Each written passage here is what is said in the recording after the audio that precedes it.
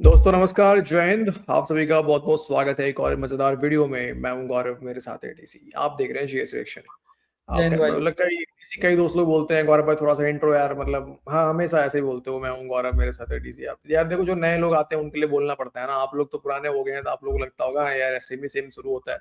हाँ, तो नए लोगों के लिए बोलना पड़ता है। नहीं यार, देखो अच्छा। शुरू में और लास्ट में तो सेम ही स्क्रिप्ट होता है सर, सभी को पता है यार। उसमें हाँ, कोई दिक्कत नहीं है। वही बात है। बहुत बार ऐसा होता है तो हम ये कर सकते हैं कि डीसी आज की जो वीडियो है वो साजिशी अरे वीडियो ना, है ना, और ना, नहीं, पाकिस्तानी नहीं वो भाई, कह रहे हैं। नमस्कार करना ज़रूरी है दोस्तों को, जय हाँ, हिंद भी बोलना ज़रूरी नहीं है, वो तो मतलब बोला जाएगा सर, वो तो एक बोला पैटर्न जाएगा। चेंज चेंज हो जाता है, बस यही कि थोड़ा-सा पहले वीडियो के बारे में पहले बता दिया और उसके बाद नमस्कार और जॉइन कर दिया। लेकिन हम भाई पहले ही कर देते हैं आप लोगों को। चलो, कोई नहीं, चलो। खैर यार लेकिन दोस्तों देखो, सुबह वाले वीडियो में तो थोड़ा-सा आइसोलेट कर दिया ट्रम्प ताऊ ने और तो वो सब मैटर चल रहा था। लेकिन आज वाला वीडियो डीसी, अब हम आइसोलेट नहीं होंगे इस वीडियो में। अब पूरा का पूरा हाँ, यहाँ पूरा का पूरा पाकिस्तानियों को रोना ही दिखाएँगे आपको। ठीक है? शुरू से लेके लास्ट तक पूरा का पूरा पाकिस्तानियों को रोना है। अब वीडियो के बारे में बताऊँगा भी नहीं आपको, सीधे वीडियो ही देखते हैं डीसी, क्योंकि मैंने थंबनेल पे लगाया हुआ है, वही वीडियो के अंदर भी है। और 2-3 अलग-अलग टॉपिक है दोस्तों, एक ही टॉपिक नहीं है, अलग-अलग टॉपिक है। यूएई से जो लात पड़ रही है, उसको लेके भी पाकिस्तानियों को रोना दिखाएँगे आपको। नया-नया रोना आ रहा है, तो वो दिखाएँगे आपको, ठीक है? तो पूरा वीडियो देखिए। पहले सीधे चलते हैं हम वीडियो में। अगर आप नए हैं, सब्सक्राइब करके, बेल आइकॉन को प्रेस करके हमारे साथ साजिश करना शुरू कर दीजिए, ठीक है? कमेंट बॉक्स में। चलो।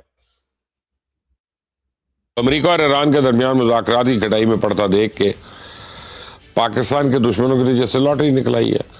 आसार बता रहे हैं कि भारत और अफगानिस्तान फिर से कोई नया गोल खिलाने के चक्रों में है। भारतीय फौज की आर्टिलरी, फौजी ट्रक और असले की नकलो हरकत जम्मू कश्मीर, गुजरात और रन ऑफ कच्छ के इलाकों की जानिब देखी जा रही है।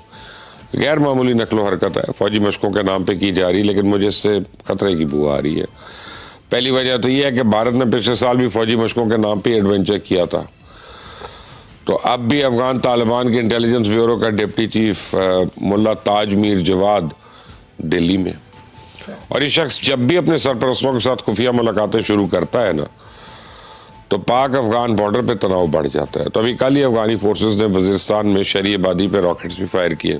अब हमारी किस्मत में, क्योंकि फिलहाल अब पता नहीं अगले 2 दिन, 4 दिन, 10 दिन, जब तक सालसी दोबारा शुरू नहीं होती, कोई मुज़ाकरात इस्लामाबाद में दोबारा शुरू नहीं होते, तो हमारी किस्मत में दोबारा से वही पुरानी खबरें हैं।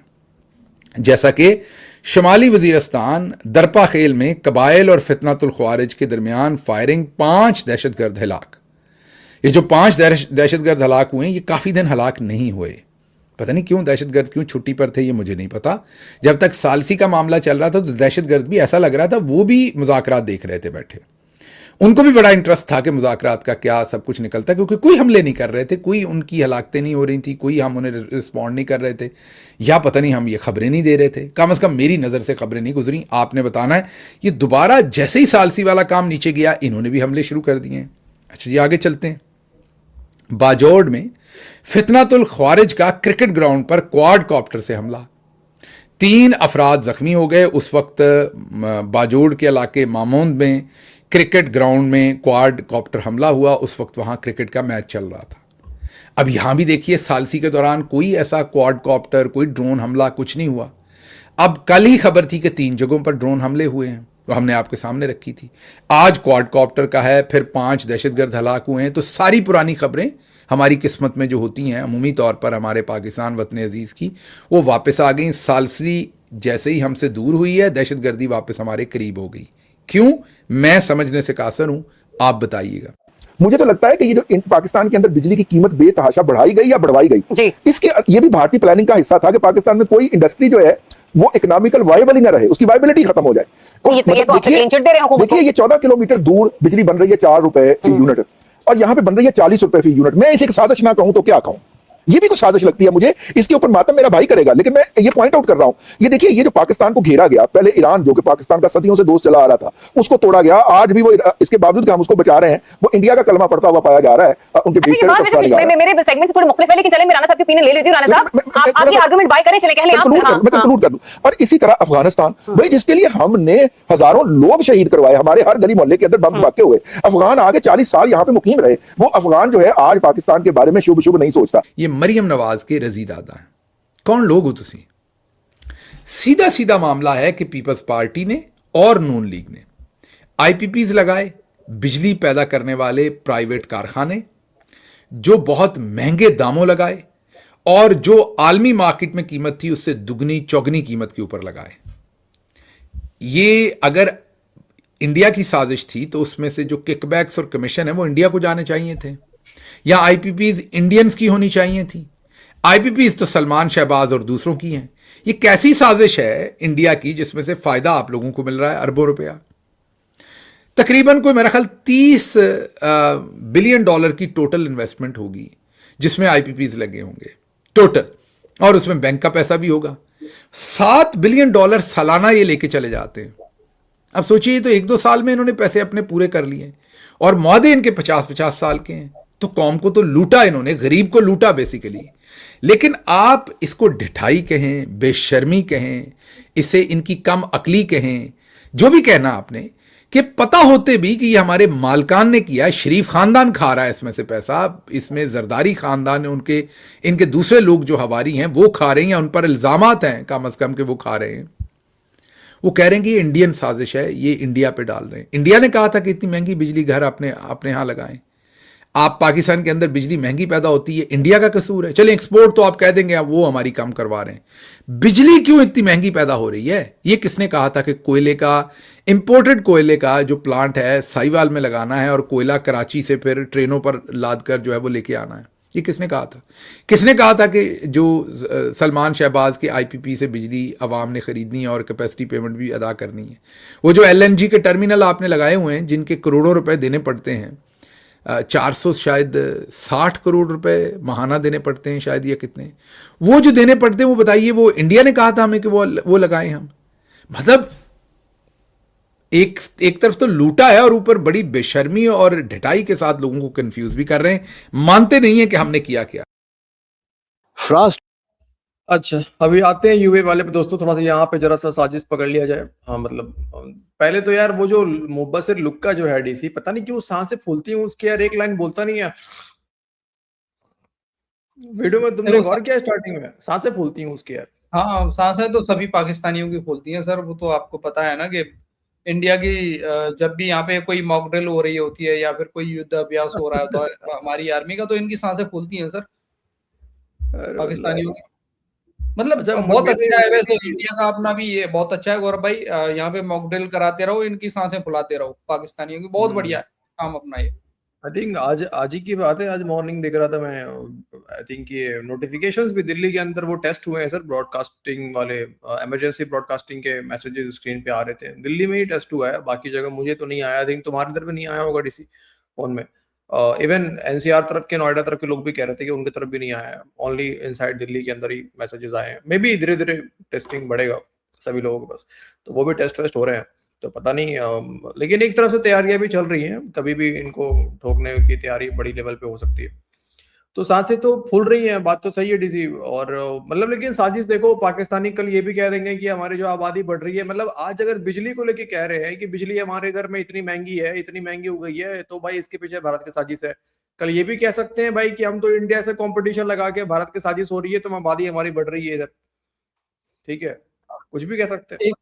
एक चीज सोचो ना सर, ये जो राजी दादा था, राजीनामा जो भी है इसका नाम, ये मतलब खाता गु है, आपको पता है, गुई खाता, काले दांत इसके बिल्कुल। अब इसकी खोपड़ी में भी गुई भरा हुआ है गौरव भाई। एक बात सोचो, इसने जो बात बोली है वो कहाँ लगी है पता है? वो ये लगी है सर, शहबाज शरीफ कहीं ना कहीं इंडिया का एजेंट है। इसका मतलब तो यही हो गया सर।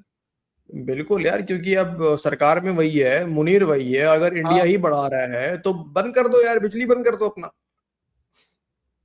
अब वैसे एक सुनो, अब इस पे क्वेश्चन खड़ा हो गए कि भाई तुमने ऐसे कैसे बोल दिया, इंडिया की साजिश कैसे बता दी तुम लोगों ने? इसका मतलब तो शहबाज शरीफ छोटू है इंडिया का। तो यहाँ पे पता है राजी दादा क्या बोलेगा? ये बोलेगा सर, अरे मैंने तो ये बोला था इंडिया ने हमारा पानी रोक दिया है। पानी रोक दिया तो बिजली महंगी हो गई है, बिजली बनाना मुश्किल हो गया पाकिस्तान के लिए। अभी तो बिजली की बात हो रही है, अभी रुक जाओ थोड़ा सा, 2-4 महीना 5 महीना और रुको। अभी आटा की लाइन में फिर लगने वाले हैं पाकिस्तानी अगली बार। ये फिर से आटे की लाइन में लगेंगे अभी।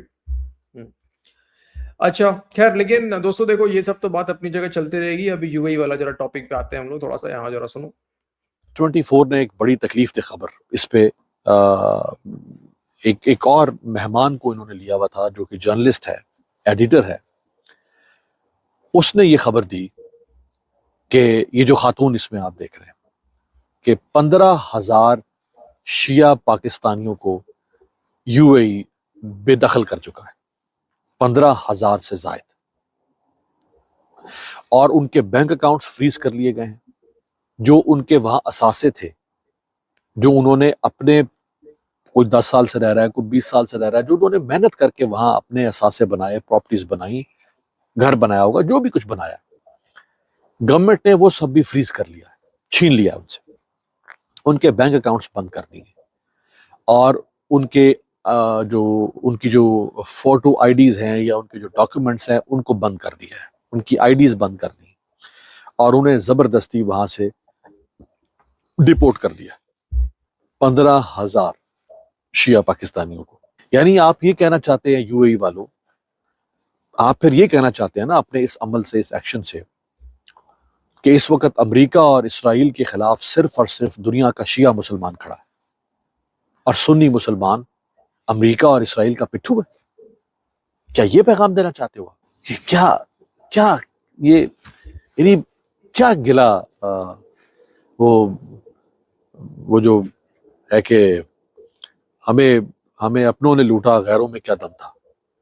यानी आप अमेरिका इसराइल से क्या शिकवा गिला करेंगे कि वो मुसलमानों के साथ क्या कर रहे हैं, ईरान के साथ क्या कर रहे हैं, जब हमारा यूएई ईरान के साथ क्या कर रहा है और पाकिस्तानी मुसलमानों के साथ क्या कर रहा है। अस्तगफुरुल्लाहुल अज़ीम, ये उम्मत का क्या हाल हो गया है। क्या हाल हो गया।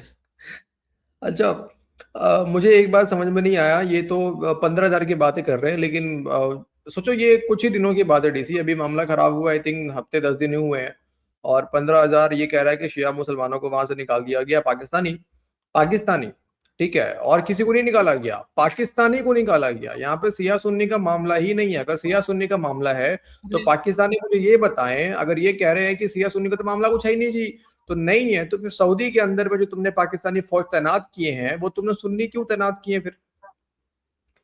सियाओं के लिए इन पाकिस्तानियों की नफरत देखो सर, वो 15,000 सिया नहीं है, सिर्फ 40,000 पाकिस्तानी है। हाँ जी सर, बिल्कुल 40,000 पाकिस्तानी, 40,000 पाकिस्तानियों को निकाला गया है।